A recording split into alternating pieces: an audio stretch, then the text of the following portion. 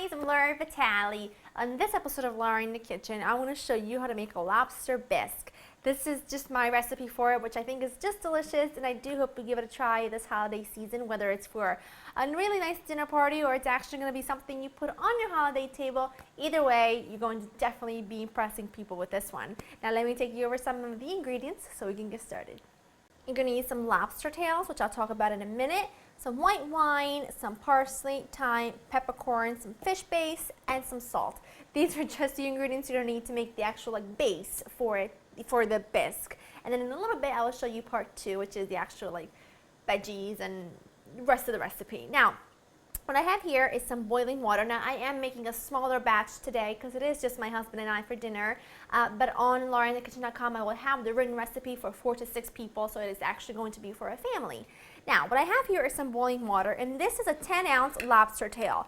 This is a 10-ounce lobster tail, and it's fresh, so I'm going to just plunge it in, and this is going to cook for 7 minutes, okay? No longer than that, because if you cook it for any longer than that, it does, it can overcook and become tough and rubbery, and that's just not pleasant. Now, while that's cooking, I'm going to probably turn it halfway through so it can cook evenly. Now, while that's happening, this is basically the stock portion of it. Now, you can do one or two things. You can do what I'm doing right now, or you can buy some already cooked lobster meat at your fish store and then just buy some fish stock or lobster stock and then just combine it all together in a little bit with the rest of the recipe.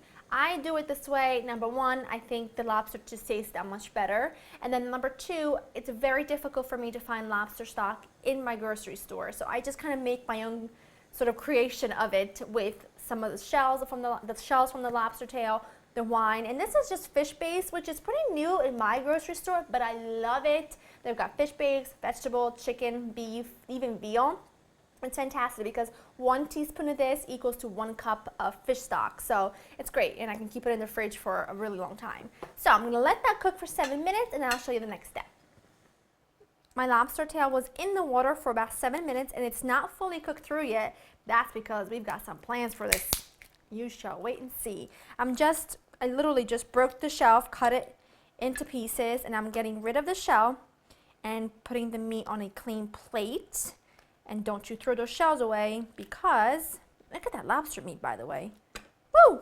You can feed definitely more than 2 people with this one. Okay, put the meat right there. Crank the heat back up here. Put your shells back in there, because those are going to give that water tons of flavor, along with some wine. Wine makes it all better in my opinion. Parsley, thyme, peppercorn, a good amount of salt, and then just a teaspoon of your fish base. And you're going to let this cook and simmer for about 20 minutes and really get those flavors to develop. And then meanwhile, this is just going to cool by itself, and then we'll show you what it looks like once it's ready. Now, with my lobster meat, I just cut it into bite-sized pieces, and I'm going to leave that aside. And I've also strained my stock mixture, and I've gotten rid of all of the shells and everything else that was in it, so it's got a really beautiful sort of clear broth that's going to give so much flavor to this.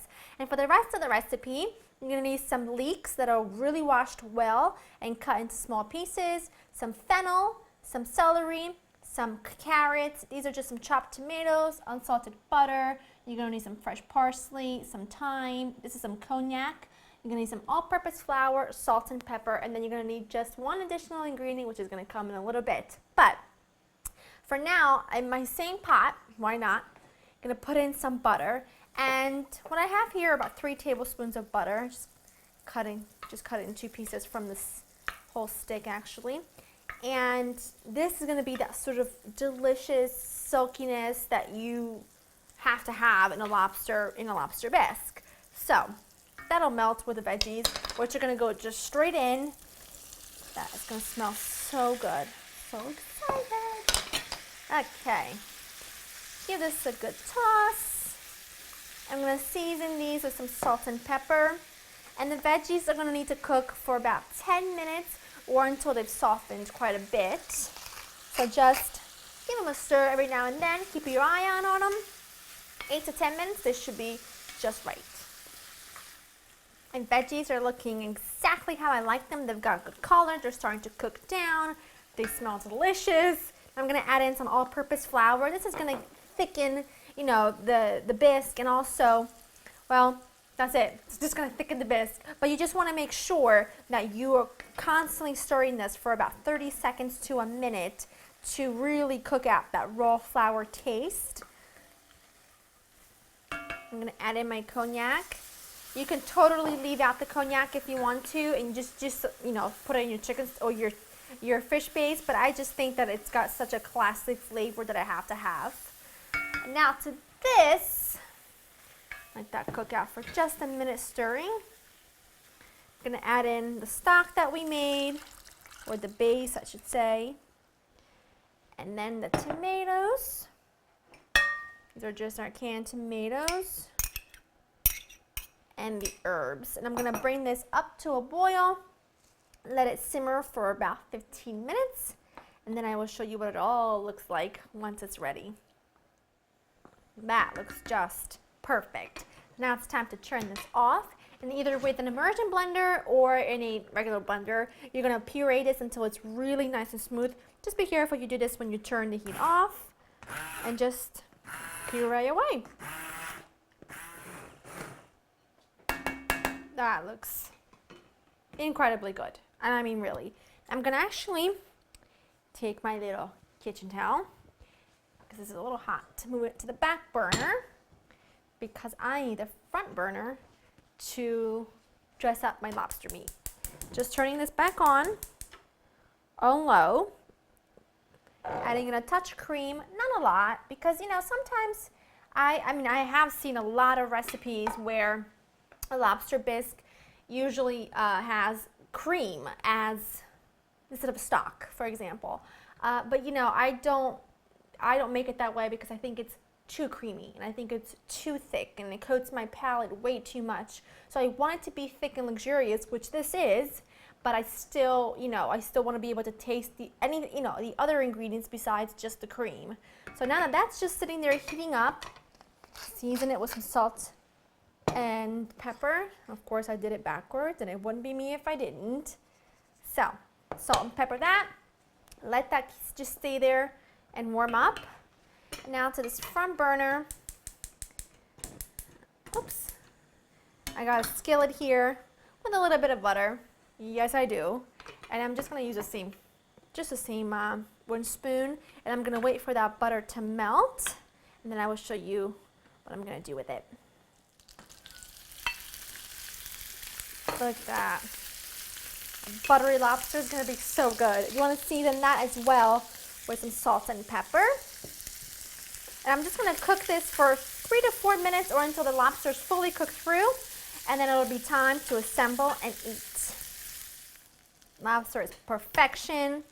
So good. It smells so good. Get my base right in there. Oh, if you could just smell this. It just smells incredible. Oh, so happy it's dinner time. Just gonna top it with a few pieces of my lobster. I love that. Oh, they sink down, and when you go in there and get a couple bites. And what I have here is some fennel fronds, just from the fennel that we used earlier. Look at that. I mean, I'm not one for showy things. You guys know that. I'm a very simple person. I just like the food. But this is just gorgeous. Look at that.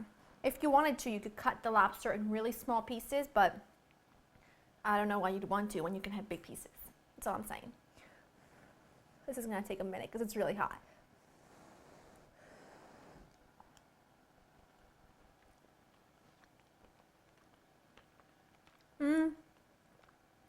It's time to close up shop because this is just, oh. Okay, nice and thick and smooth and creamy. It's slightly sweet. And that buttery lobster really is the icing on the cake. I mean, it's just perfect. I hope you've enjoyed spending time with me. It is festive times, it is the holidays. Try this soup or this bisque on your loved ones for any kind of occasion. It really doesn't have to be a holiday, but I guarantee you this will go down quite well. I hope you enjoyed spending time with me, and I'll see you next time. Bye-bye.